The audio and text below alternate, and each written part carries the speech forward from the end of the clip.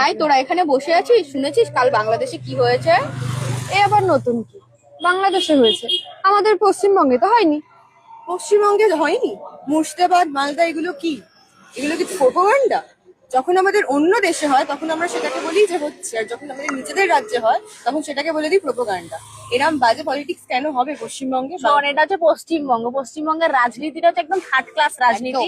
যখন অন্য কোনো ধর্মের ওপর কিছু হয় তখন সেটা না ধর্ম ধর্ম, যখন সনাতন হিন্দুদের ওপর কিছু হয়, আক্রমণ হয় বা তাদের কোনো ক্ষতি হয়, তখন সেটা সেকুলার হয়ে যায়। তখন তারা বলে না, আমাদের ডিকশনারিতে জাতি ধর্ম বলে কিচ্ছু হয় না, আমরা সবাই সেকুলার, আমরা মানুষ, এর থেকে বেশি কিচ্ছু না, আমরা সেকুলার সেকুলার বলে। এই যে সেকুলার সেকুলার করে, এটা শুধুমাত্র সনাতন হিন্দুদের ক্ষেত্রেই হয়। সেকুলারিজমটা কি শুধু একটা ধর্মের জন্য? যখন শুধুমাত্র প্যালেস্টাইনে এমন। যখন অ্যাটাক হয় তখন আমরা বলি ফ্রি প্যালেস্টাইন, তখন আমরা র্যালি করি।